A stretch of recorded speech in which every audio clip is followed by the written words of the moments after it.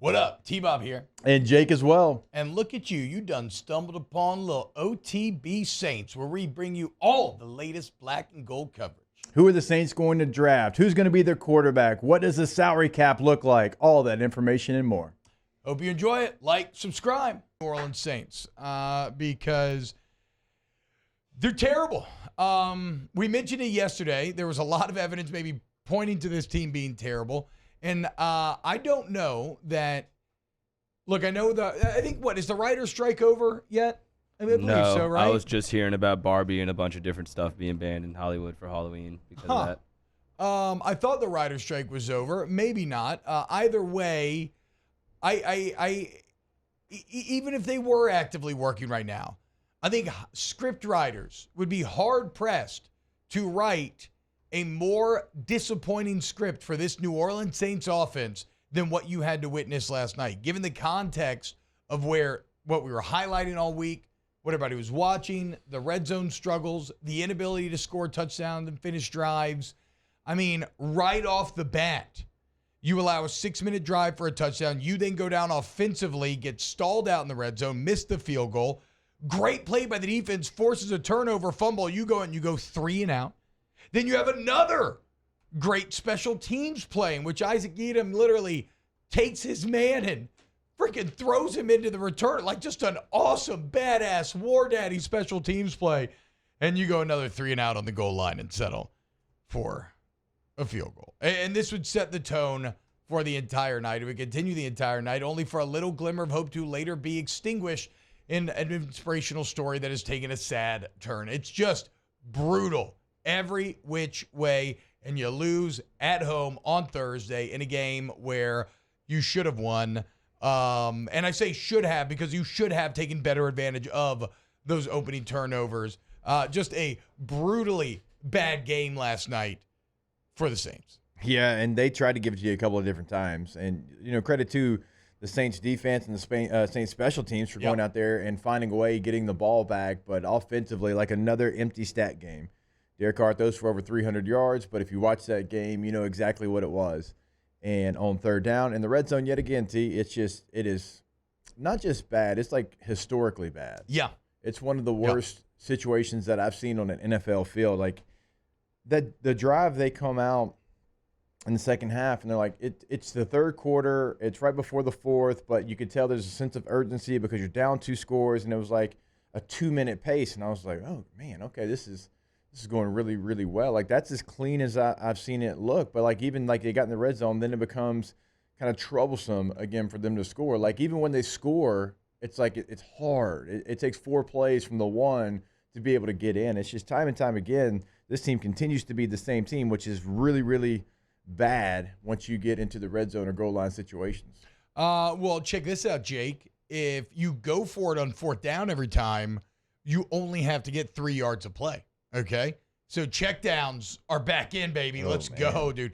This is one of my biggest problem with Derek Carr right now, and I don't know if this is a function of being hurt, right? But I feel that I was sold a bill of goods in terms of chunk plays, right? Like that along with the fourth quarter play was supposed to be the big difference from Andy Dalton. And once again, Jake was right about everything. Derek Carr is not just more expensive Andy Dalton, he's more expensive off-brand Dollar General Andy Dalton. It's like you went to Dollar General and bought a $200 pair of headphones. It's ridiculous. But like I was promised chunk plays. I was promised you were going to take advantage of Rashid Shaheed's speed and Chris Olave, and you could stretch the field vertically, and I don't know that I've ever seen as much check down Charlie play as what you're seeing right now out of the Saints.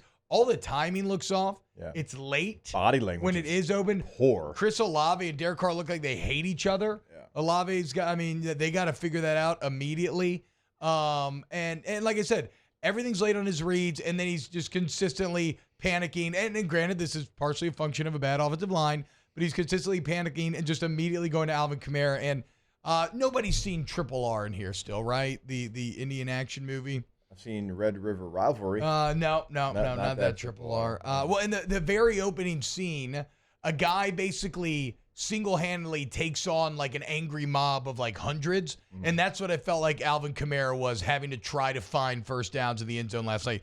the Saints offense just constantly boiled down to just dump it to Alvin, and he has to make like 3 or 4 people miss.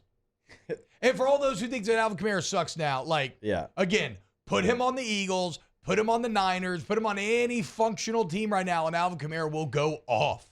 I thought Herb Street actually kind of laid it out perfectly of what Derek Carr was doing. It was getting the ball, hitting your back foot, check down. Yep. Not hitting your back foot, scan, check down. It was back foot, check down. And that's a bad place to be. That's a quarterback that is nervous to make a mistake. And Derek Carr's played so much football, high-level football. Like he should be. That's where, like, when Ian Book starts for your team, that's where he should be. Yeah.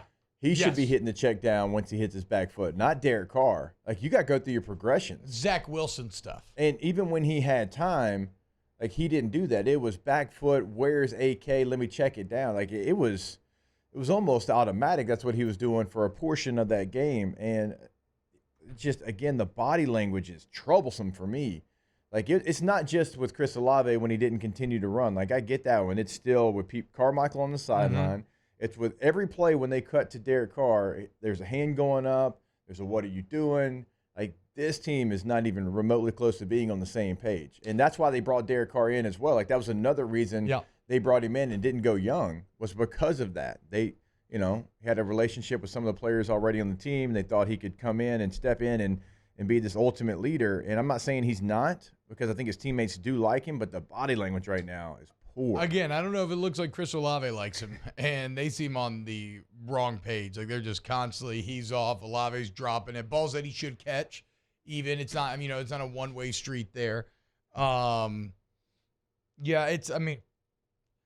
I really cannot fathom on all these third downs just constantly throwing it short of the chains.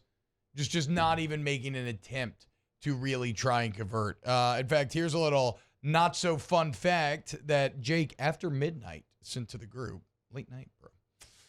This comes from Josh Duba of the AP. Derek Carr on third down tonight. 5 of 14 for 25 yards. 1 pick six, 1 first down.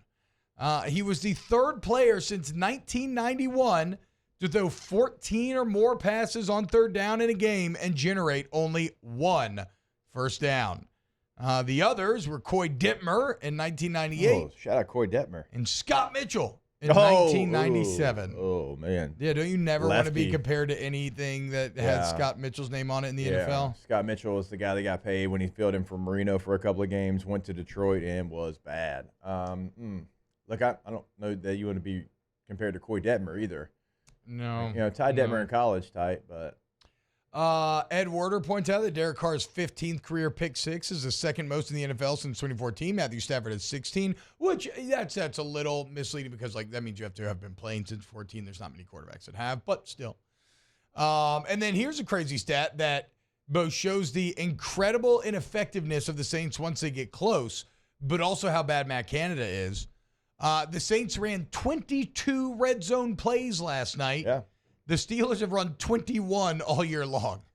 Okay, that is wild. So on a single night, and the Saints have nothing to show for it, so it's bad on both parties. On a single night, they outproduced Matt Canada just in terms of plays in the red zone, though.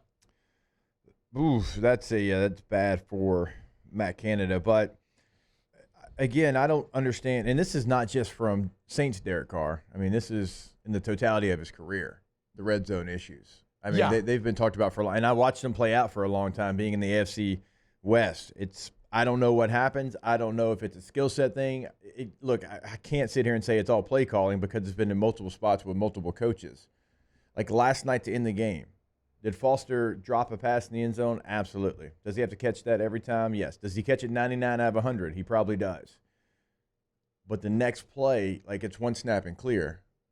The last play of the game. The fade was so awful. It reminds me of Jaden's fade from the FSU game that we were all lambasting, where he just threw it into the defender's back. The last play of the game, you're not being pressured right then, and you throw a fade, to Chris Olave. Hate the fade.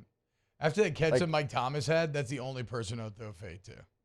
It made no sense to me. How about this? Why not call a timeout after the third down? You had 2. You have 2 timeouts.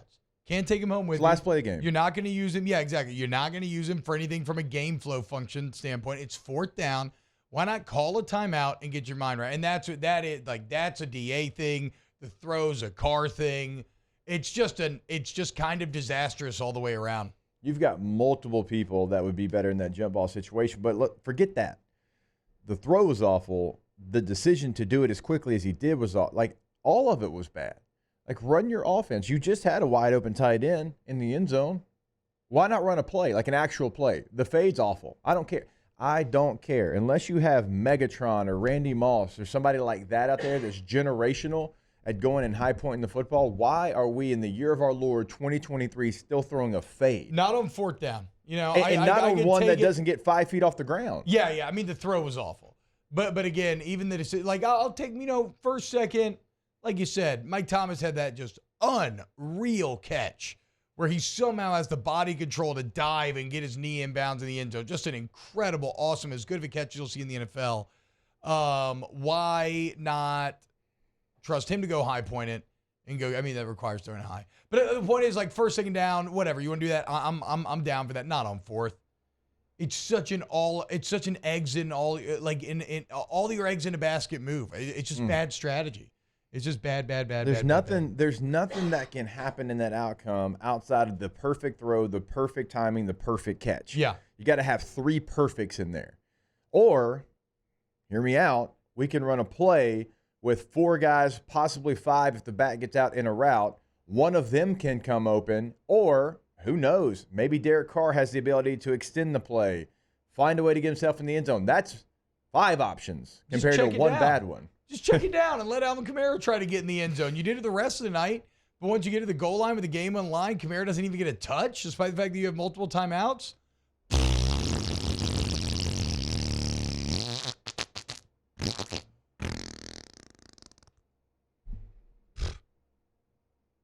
Taysom Hill looked good last night. Taysom did look good. Carl Granderson remains awesome. Just real quick, because we won't talk about it because how bad the offense was. If you have a child playing football, show them tape of Carl Granderson. Like, just do it. Say, hey, this is what it takes to be a pro. This is how you should play every play. This is the effort you should give in every play. And this is the passion that you should play with. And this is the desire and the want to you should play with. It's every single snap. And he got paid.